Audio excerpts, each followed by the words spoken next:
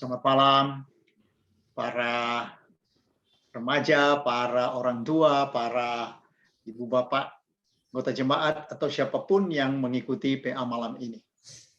Sebagaimana biasa pada Rabu malam, hari ini tanggal 4 Agustus 2021, kita bertemu lagi dalam PA Jemaat. Kita akan merenungkan soal Mazmur 78, jangan lupakan kebaikannya.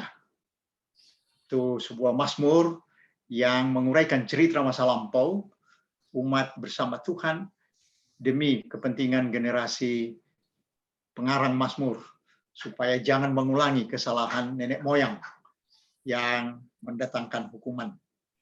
Untuk itu, maka pada hari ini kita akan merenungkan jangan lupakan kebaikannya, kebaikan Tuhan maksudnya. Kiranya saudara-saudara semua ada di dalam sejahtera Tuhan, meskipun hari-hari ini PPKM masih diberlakukan sampai tanggal 9 di beberapa tempat yang masih grafiknya masih naik atau belum meredah. Untuk itu mari kita menyanyi dari KJ 427 ayat 1 dan 2.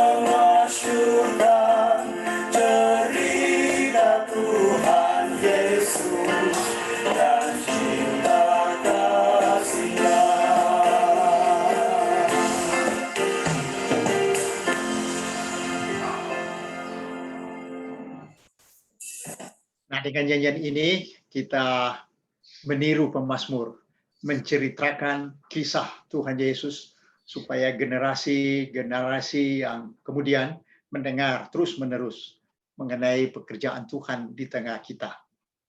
Untuk itu mari kita bersama-sama berdoa. Terima kasih ya Tuhan, pada kami ada Alkitab, kisah bagaimana Tuhan berada dan bekerja di tengah kami manusia, khususnya di tengah umat, dan mengerjakan pekerjaan-pekerjaan besar. Dan itu diceritakan terus-menerus dari generasi ke generasi, supaya orang tidak mengulangi kesalahan nenek moyang dulu di padang gurun yang tidak setia kepada Tuhan, sehingga dihukum. Dengan menceritakan terus-menerus apa yang terjadi pada masa lampau. Seperti Mazmur 78. Kami dari masa ke masa belajar setia kepada Tuhan sehingga memperoleh sejahtera, hidup dalam kebahagiaan bersama Tuhan. Tolonglah kami pada malam ini dalam membaca dan merenungkan firman, supaya apa yang menjadi pesan Tuhan dapat kami pegang menjalani hari-hari hidup yang sekarang ini masih sukar oleh karena pandemi. Berkatilah supaya hamba-Mu bicara atas nama-Mu, di bawah dukungan firman-Mu, dan kami semua yang mengikuti ditolong Roh Kudus untuk belajar dari Mazmur ini, dari firman-Mu. Kami mohon dalam Kristus Tuhan kami. Amin. Saudara-saudara, kita akan membaca Mazmur 78 ayat 23 sampai 31.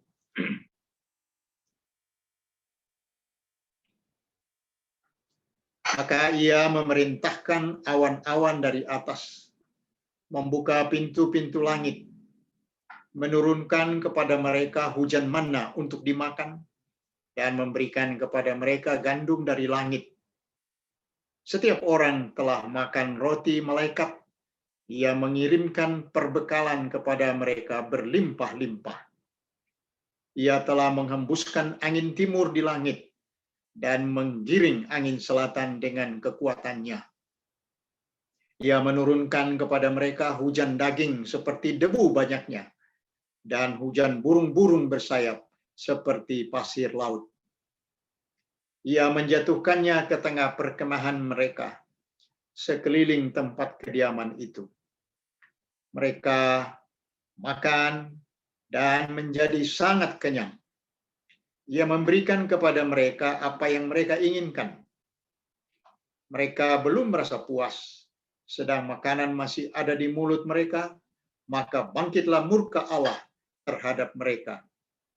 Ia membunuh gembong-gembong mereka dan menewaskan teruna-teruna Israel. Demikianlah Mazmur 78 ayat 23 sampai 31. Kita merenungkan tema jangan lupakan kebaikannya. Jangan lupakan kebaikan Tuhan.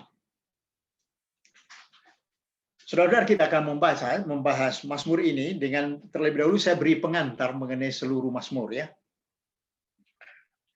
Mazmur 78 ini adalah Mazmur terpanjang kedua di dalam Alkitab, sesudah Mazmur 119. Ya. Kalau kita lihat itu ayatnya ada 72, panjang sekali. Ini yang kedua terpanjang. Kalau 119, 176 ayat. Dan isinya, saudara-saudara, disusun sebagai pelajaran dari sejarah. Ya, sejarah masa lalu umat Israel dalam perjalanannya bersama Tuhan dari Mesir ke Kanaan, supaya diceritakan kepada generasi pemazmur agar tidak mengulangi kesalahan yang diperbuat nenek moyang mereka yang berakibat mematikan. Yaitu kita baca dalam misalnya ayat 1 sampai 11, khususnya ayat 3, 4, 5, 8. Ya, coba kita baca sebentar ayat 3, 4, 5, 8. Yang telah kami dengar dan kami ketahui dan yang diceritakan kepada kami oleh nenek moyang kami, kami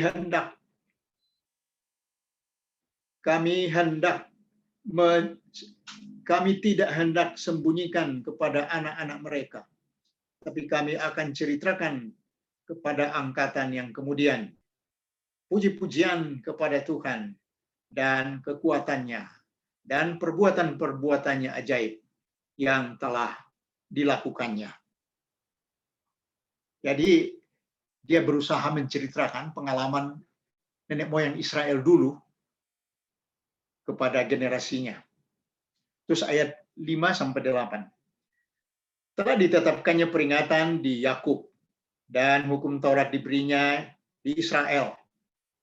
Nenek moyang kita diperintahkannya untuk memperkenalkannya kepada anak-anak mereka, supaya dikenal oleh angkatan yang kemudian, supaya anak-anak yang akan lahir kelak bangun dan menceritakannya kepada anak-anak mereka, supaya mereka menaruh kepercayaannya kepada Allah dan tidak melupakan perbuatan-perbuatan Allah, tetapi memegang perintah-perintahnya.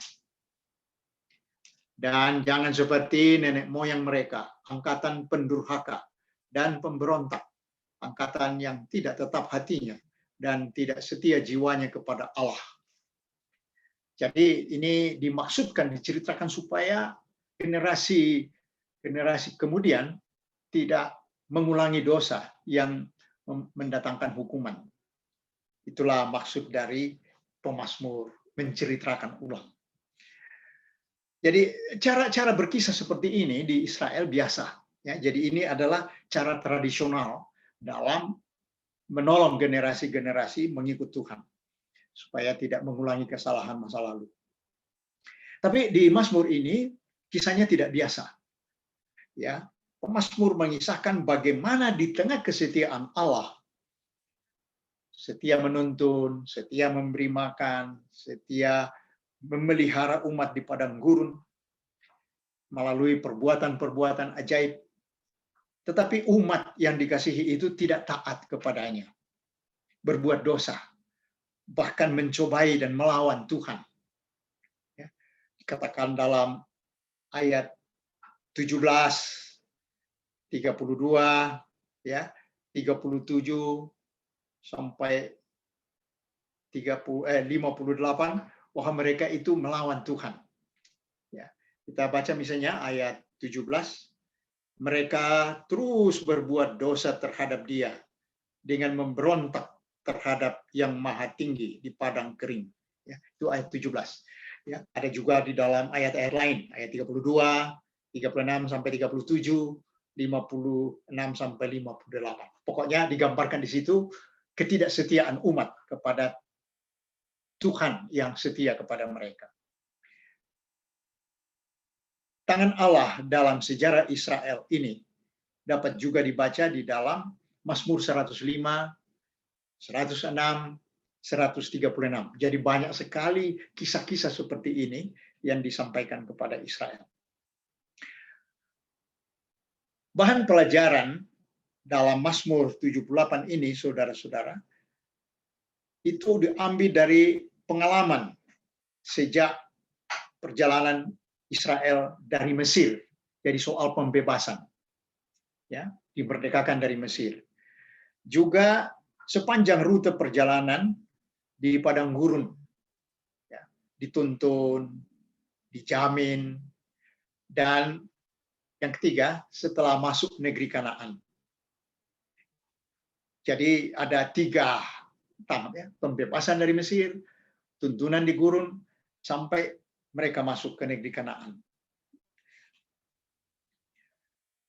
Di dalamnya dibicarakan kesetiaan, perbuatan-perbuatan Tuhan yang dilupakan, diabaikan, sehingga mereka melawan, mencobai Tuhan, tidak percaya kepada Tuhan. Jadi Tuhan menjadi murka. Tuhan menjatuhkan hukuman yang sangat berat kepada mereka. Pengarang Mazmur ini menyusun Mazmurnya dengan mencatat 2 kali tindakan Tuhan dalam susunan yang sama. Ya, nanti Anda bisa lihat ada pembebasan. Ya, itu ayat 12 sampai 14. Sama dengan 43 sampai 53. Terus yang kedua, jaminan dan pemberian makanan. Ada di dalam ayat 15, yang diulang lagi 54 dan 55. Yang ketiga, penghakiman dan penghukuman. Ada di dalam ayat 17 sampai 33, diulang lagi 56 sampai 64. Yang terakhir, pengampunan. Ada di ayat 34 sampai 39, diulang lagi di dalam 65 sampai akhir Mazmur. Jadi kita melihat di sini ada 4 hal di mana Tuhan menunjukkan perbuatannya. Ya, diulang 2 kali, 2 seri, ya, pembebasan, jaminan, penghakiman, dan pengampunan. Sungguh menyedihkan bahwa umat Tuhan tidak percaya kepada perbuatan-perbuatan Tuhan itu.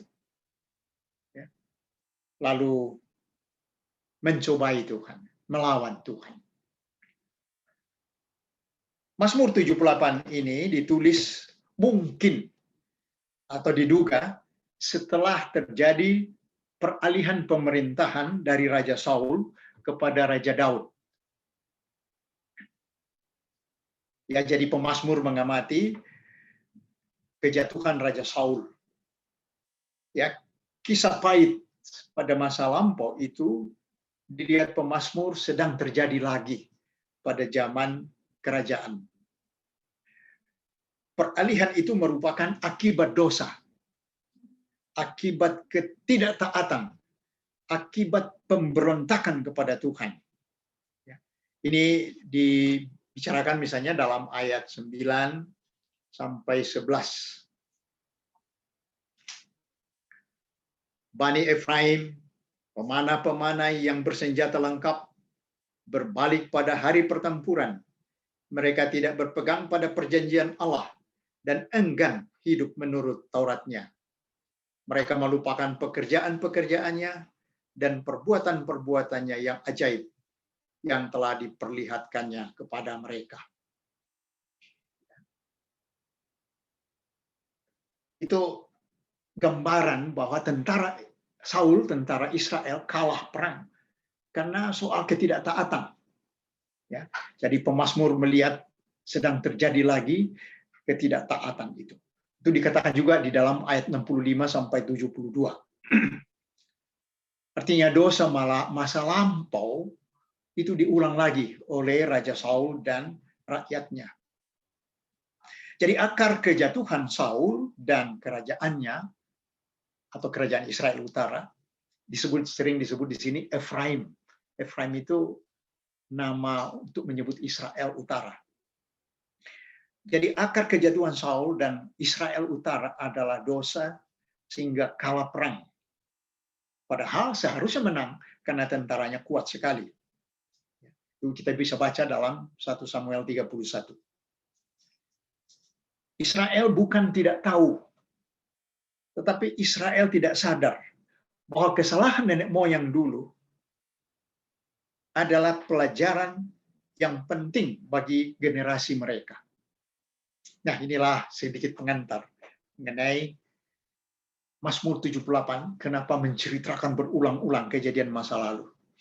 Kita masuk tafsiran ayat-ayatnya ya. Anda boleh membaca juga ayat 23 sampai 31 ini di dalam Keluaran 16 dan Bilangan 11. Ya, jadi ada bandingan di sana, bisa dilihat lebih lengkap. Keluaran 16 dan Bilangan 11. Ayat 23 sampai 31 yang kita baca tadi ya. Awan-awan diperintahkan membawa roti, angin diperintahkan membawa daging.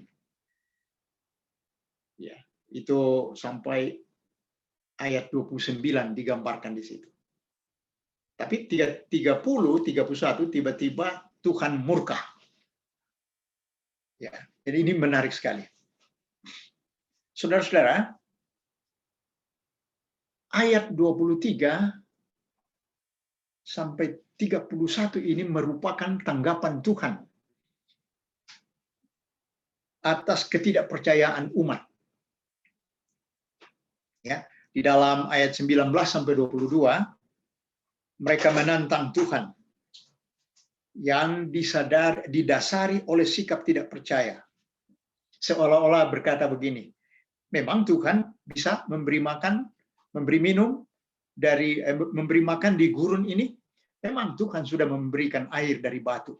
Tapi apa bisa Tuhan memberikan juga makanan, daging atau roti di padang gurun ini? Ya, jadi ayat 23 ini merupakan tanggapan terhadap tantangan yang diberikan umat itu. Ya, kita baca misalnya dalam ayat 19 sampai 20. Ini kata-kata umat sesudah minum air dari batu. Memang mereka berkata terhadap Allah, sanggupkah Allah menyajikan hidangan di padang gurun? Memang ia memukul gunung batu sehingga terpancar air dan membanjir sungai-sungai. Tetapi sanggupkah ia memberikan roti juga atau menyediakan daging bagi umatnya? Nah, itu ayat 19-20. Dan 23 ini sampai 31 itu merupakan jawaban Tuhan untuk memberi makan dan minum, atau makan daging dan makan roti. Meskipun itu terjadi di dalam hati, ya, tapi Tuhan dengar ya tantangan itu. Ayat 18 bilang mereka mencobai Allah dalam hati mereka. Jadi tidak diucapkan, dikatakan dalam hati. Tapi Tuhan mendengar tantangan itu atau penentangan itu. Sanggup ke Allah memberi roti dan daging di padang gurun ini? Ya. Namun Tuhan dengar. Ya. Ayat 21. Sebab itu ketika mendengar hal itu Tuhan gemas. Api menyala menimpa Yakub, bahkan murka bergejolak menimpa Israel. Ya. Jadi meskipun diucapkan dalam hati, dikandung dalam hati, Tuhan dengar. Ayat 21. Tuhan murka karena Israel tidak percaya kepadanya. Ayat 22. Sebab mereka tidak percaya kepada Allah dan tidak yakin akan keselamatan daripadanya. Jadi menantang dan meminta tanda mujizat membuktikan mereka tidak percaya kepada kuasa Allah untuk memelihara dan menyelamatkan. Tanggapan Tuhan kita dengar dalam ayat 23 sampai 29. Maka ia memerintahkan awan-awan dari atas, membuka pintu-pintu langit, menurunkan kepada mereka hujan untuk dimakan, hujan mana untuk dimakan, dan memberikan kepada mereka gandum dari langit. Sebab setiap orang telah makan roti malaikat. Ia mengirimkan perbekalan kepada mereka berlimpah-limpah. Ia telah menghembuskan angin timur di langit dan menggiring angin selatan dengan kekuatannya. Ia menurunkan kepada mereka hujan daging seperti debu banyaknya dan hujan burung-burung bersayap seperti pasir laut. Ia menjatuhkannya ke tengah perkemahan mereka, sekeliling tempat kediaman itu. Mereka makan dan menjadi sangat kenyang. Ia memberikan kepada mereka apa yang mereka inginkan. Itu ayat 23 sampai 29. Jadi roti dan daging diturunkan secara ajaib dengan menggunakan kekuatan alam. Dan mereka makan sampai dikatakan sangat kenyang. Namun tetap tidak puas. Maka Tuhan murka atas sikap tidak puas itu. Ayat 30, 31. Mereka belum merasa puas, sedang makanan masih ada di mulut mereka, maka bangkitlah murka Tuhan terhadap mereka. Ia membunuh gembong-gembong mereka dan menewaskan teruna-teruna Israel. Dalam ayat 23 sampai 25 itu mana diturunkan dengan menggunakan kuasa awan. Ya, ayat 23, 24. Ya. Semua kata kerja aktif dihubungkan dengan Tuhan yang giat bekerja di sana. Ya. Jadi kalau kita lihat ayat 23-24, maka ia memerintahkan awan-awan dari atas membuka pintu-pintu langit. Ya, ini kata kerja aktif ya, memerintahkan awan-awan, membuka pintu-pintu langit, menurunkan kepada mereka hujan manna, memberikan kepada mereka gandum dari langit. Jadi semua kata kerja aktif adalah dari Tuhan menggerakkan kuasa alam, yaitu awan. Gejala alam. Harus dibaca dalam kacamata iman. Bahwa gerakan alam, gerakan awan ini adalah tindakan Tuhan. Cara Allah yang mestinya dikagumi. Mestinya membuat mereka takjub. Bagaimana Tuhan memelihara mereka dengan cara itu. Menggerakkan alam. Memakai kuasa alam. Ini bisa dibaca lebih lengkap dalam Keluaran 16 ayat 35, Yosua 5 ayat 12. Ya. Bahwa mereka dipelihara secara ajaib melalui kuasa alam. Karena itu meskipun murka, Tuhan melimpahkan hujan makanan kepada mereka. Ya. Meskipun marah karena ditantang. Bisa nggak Tuhan? Bisa nggak? Ya. Apa bisa? Apa sanggup? Ya, Tuhan tetap memberikan manna dengan cara itu. Sajian itu disebut gandum dari langit, ayat 24. Disebut roti dari malaikat, roti malaikat yang berlimpah, ayat 25. Dalam Yohanes 6, ayat 32, Tuhan Yesus menyatakan roti itu pemberian Bapanya, bukan pemberian Musa. Yohanes 6 ayat 32.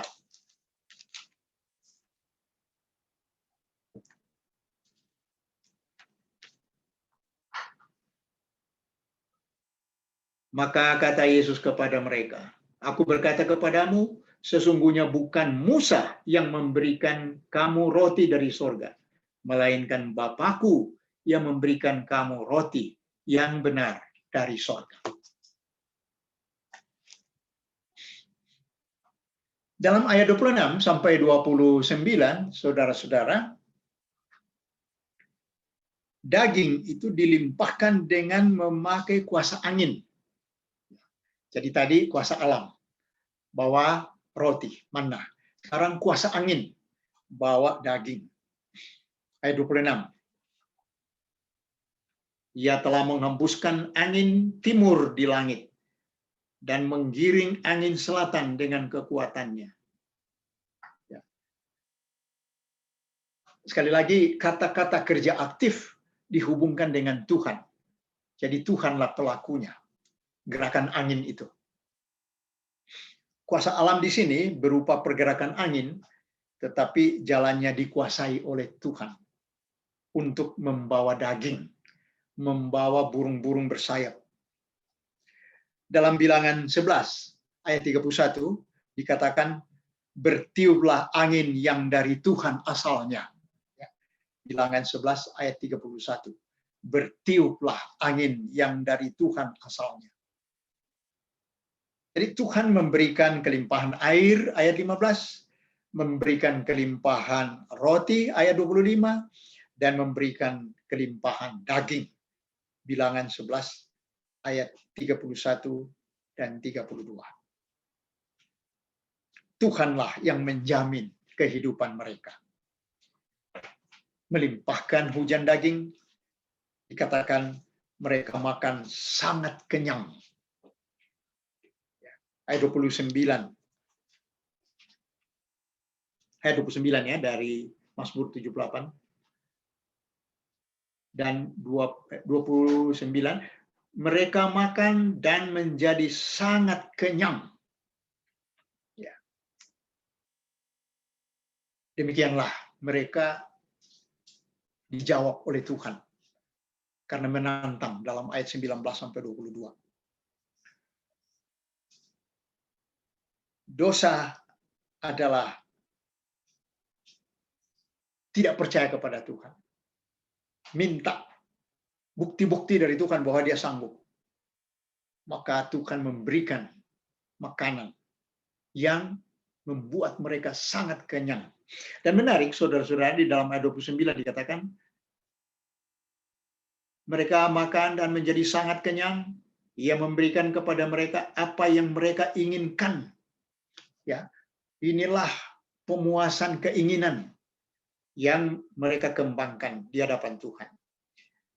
Di dalam ayat 18 kita membaca, mereka mencobai Allah dalam hati mereka dengan meminta makan menuruti nafsu mereka. Ya, jadi dalam ayat 18 dikatakan mereka bernafsu terhadap makanan. Dan dikatakan dalam ayat 29, Tuhan memberikan mereka makanan yang mereka inginkan sampai mereka sangat kenyang. Dan inilah yang membuat murka dalam ayat 30 dan 31. Ya, dikatakan dalam ayat 30, mereka belum merasa puas. Ya, sudah menantang Tuhan, sanggup enggak Tuhan? Dan Tuhan menjawab, ternyata mereka makan sampai kenyang. Dan mereka belum merasa puas. Ya, ayat 30.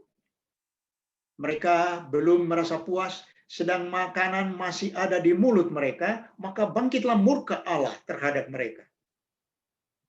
Ya, jadi makanan masih di mulut, perut sudah kenyang, Tuhan sudah murka karena ketidakpercayaan. Jadi umat Israel bukannya terheran-heran, takjub, ya, penuh syukur atas perbuatan Tuhan, malah menyatakan ketidakpuasan.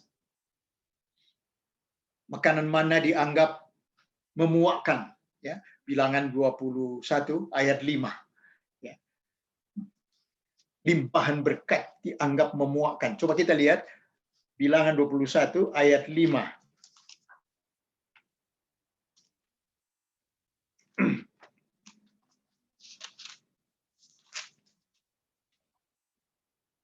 Mereka menggerutu. Mereka berkata-kata melawan Allah dan Musa. Mengapa kamu memimpin kami keluar dari Mesir? Supaya kami mati di padang gurun ini? Sebab di sini tidak ada roti dan tidak ada air, dan akan makanan hambar ini kami telah muak. Jadi mereka tidak puas dan menggerutu bahwa makanan ini bikin muak. Umat Tuhan tidak mengakui kebaikan Tuhan terjadi di sana. Karena itu Tuhan murka. Dengan cepat anugerah berubah menjadi murka. Makanan masih di mulut, Tuhan sudah murka. Ya, Bilangan 11 ayat 33. Makanan masih di dalam mulut mereka, mereka sudah dihukum. Mereka dipenuhi nafsu makan dan melupakan pemberinya. Mereka belum merasa puas, sedang makanan masih ada di mulut mereka, maka bangkitlah murka Allah. Lupa Allah, hanya ingat pemberian Allah, yaitu roti.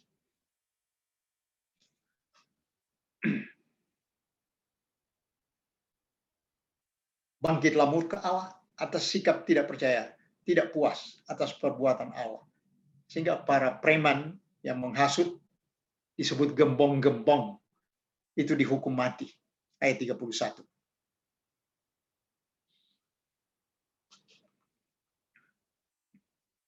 Maka bangkitlah murka Allah terhadap mereka. Ia membunuh gembong-gembong mereka dan menewaskan teruna-teruna Israel. Tidak percaya, tidak puas atas perbuatan Tuhan, melupakan kebaikan Tuhan. Kita masuk renungan sekarang.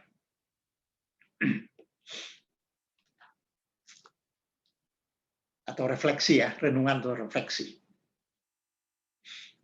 Pesan Mazmur ini, saudara-saudara, selalu penting bagi setiap generasi umat Tuhan. Pelajaran dan pengajaran yang ada di dalam sejarah pergaulan Allah dengan umatnya selalu mengandung pesan untuk diperhatikan tiap generasi orang beriman, termasuk kita selaku gereja Tuhan. Alkitab memuat sejarah yang panjang tentang pergaulan Allah dengan manusia, khususnya dengan umat pilihannya. Di dalamnya dibicarakan kasih setia dan perbuatan-perbuatan besar dari Tuhan dalam memelihara umat pilihannya sepanjang sejarah. Namun bagaikan air susu dibalas air tuba, anugerah Tuhan dibalas umatnya dengan sikap tidak percaya. Bahkan mencobai Tuhan. Kesukaran di padang gurun membuat jaminan pemberian makan, ya, kesukaran-kesukaran yang mereka alami di gurun membuat makanan yang dilimpahkan dari sorga tidak membuat mereka takjub dan semakin percaya atas pemeliharaan Tuhan. Ya, di tengah kesukaran itu mereka tidak puas, mereka mencobai Tuhan, berbuat dosa di hadapan Tuhan. Baik dalam bacaan 23 sampai 31 maupun dalam seluruh Mazmur 78. Tampak Israel memandang rendah perbuatan Tuhan. Mereka makan dengan bernafsu roti dan daging di gurun, tetapi lupa sumbernya, lupa pemberinya, ya, life giver. Yang memberikan hidup adalah Tuhan. Tapi hati mereka hanya tertuju pada pemberiannya, berkatnya, rotinya, dagingnya. Lupa the life giver, Tuhan sendiri. Tema PA kita pada malam ini, saudara-saudara, adalah jangan lupakan kebaikannya. Kesukaran dalam hidup kita sekarang tidak dapat menjadi alasan untuk melupakan kebaikan Tuhan dalam memelihara hidup kita. Ya, terlebih di dalam Tuhan Yesus, kita lihat bagaimana cara Tuhan Yesus memandang itu.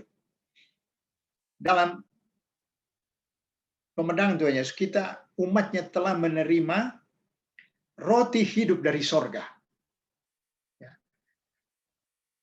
Dikirim oleh Bapa dari sorga. Membawa kepada kita hidup, membawa kepada dunia ini, membawa kepada kita keselamatan atau hidup. Barang siapa makan roti itu tidak akan mati selama-lamanya, kata Tuhan. Ya, kalau kita membaca Yohanes 6, tadi kita sudah baca, coba kita lihat lagi Yohanes 6. Cara Tuhan Yesus memandang kejadian di gurun itu. Ayat 32, 33, tadi kita sudah baca, kita lanjutkan 48 sampai 51. Yohanes 6, 48 sampai 51. Akulah roti hidup. Nenek moyangmu telah makan mana di padang gurun dan mereka telah mati. Inilah roti yang turun dari sorga. Orang siapa makan daripadanya, ia tidak akan mati. Akulah roti hidup yang telah turun dari sorga. Jikalau seorang makan dari roti ini, ia akan hidup selama-lamanya. Dan roti yang kuberikan itu ialah dagingku. Akan kuberikan untuk hidup dunia ini. Jadi Tuhan Yesus menyebut roti itu dagingnya sendiri. Tubuhnya sendiri. Itu berarti menunjuk kepada pengorbanan di atas salib. Mati supaya menumbuhkan hidup. Hidup yang kekal. Hidup yang tidak akan mati. Nah, ini yang disebut korban pengganti. Kematian yang menghasilkan hidup. Hidup yang kekal. Korban yang sangat besar. Sebesar diri Tuhan sendiri. Jangan melupakan kebaikan Tuhan. Jangan melupakan pengorbanannya. Di dalam situasi sekarang, ada pandemi yang kita belum terlepas sama sekali. Pemerintah dan masyarakat sudah berusaha untuk mengurangi, tapi kita masih melihat kematian, kesukaran di bidang kesehatan, di bidang ekonomi masih terus digumuli oleh pemerintah dan kita masyarakat, ada di dalam perjalanan yang tidak kalah beratnya dengan padang gurun. Tapi seperti padang gurun, kesukaran padang gurun tidak dapat menjadi alasan untuk melupakan kebaikan Tuhan. Demikianlah kita dalam situasi sukar sekarang, kita diingatkan, jangan lupakan kebaikannya. Amin.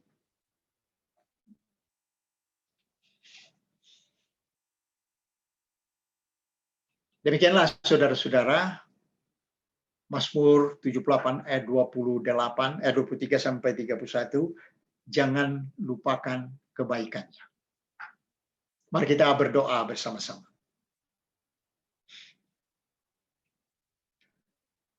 Kami bersyukur ya Tuhan, karena ada Alkitab, ada kisah perjalanan Tuhan bersama umat. Baik dalam pembebasan dari belenggu di Mesir, pemeliharaan di padang gurun, perjalanan sampai ke tanah yang dijanjikan. Bahkan sampai muncul kerajaan-kerajaan Israel Utara, Israel Selatan dalam pemeliharaan Tuhan. Tapi dosa terulang kembali. Pada zaman Saul terjadi lagi, sehingga dianggap oleh pemazmur, dosa di gurun terjadi lagi di dalam masa kerajaan. Sehingga tentara sebesar apapun kalah perang. Tuhan mengalihkan kerajaan kepada raja yang dipilih Tuhan, Raja Daud, menggantikan raja yang tidak percaya, raja yang memberontak.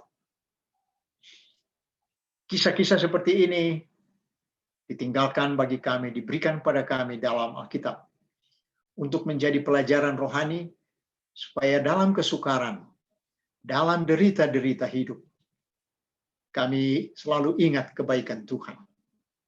Kebaikan yang memeliharakan kami, tidak pernah meninggalkan kami. Bahkan kadang-kadang menggunakan kekuatan-kekuatan yang di luar dugaan kami untuk memelihara kami. Tolonglah kami supaya pikiran, perasaan, jiwa kami, hati kami mampu menampung seluruh kebaikan Tuhan, pemeliharaan Tuhan, supaya siang malam kami berpaut kepadamu, bersandar padamu, baik dalam soal-soal sakit penyakit dan penyembuhannya, juga bagaimana memulihkan keadaan ekonomi kami, gerakan atau pergerakan masyarakat dapat normal kembali. Bantulah kami, tolonglah kami, sehingga upaya-upaya yang diusahakan pemerintah, yang diusahakan masyarakat, membawa pengalaman-pengalaman bahwa wabah penyakit virus ini boleh teratasi. Kami berdoa terus untuk para dokter, para perawat, para peneliti, para ahli, juga pejabat pemerintah yang bertugas. Oh Tuhan, lindungilah mereka, supaya dapat menjalankan tugas-tugas memelihara masyarakat atas nama Tuhan, atas nama kasih Tuhan, atas nama kuasa Tuhan. Bantulah semua yang sakit, semua yang terpuruk ekonominya karena masalah kesukaran, karena wabah ini, supaya dipulihkan Tuhan, supaya berharap pada Tuhan. Lindungilah hati dan perasaan, supaya tidak memberontak pada Tuhan, tidak meninggalkan Tuhan, seperti kejadian-kejadian dalam sejarah masa lalu. Terima kasih kami boleh merenungkan untuk tidak melupakan kebaikan Tuhan pada malam ini. Kami mau beristirahat kepadamu, kami berserah. Kiranya kami terlindung pada malam ini atau melanjutkan aktivitas di dalam pengasihan Tuhan. Kami berdoa dalam Kristus, Tuhan yang turun dari sorga, menjadi makanan supaya kami hidup selama-lamanya. Amin. Demikianlah saudara-saudara PA kita malam ini, dan Tuhan memberkati semua dalam perjuangan hari-hari mendatang. Amin.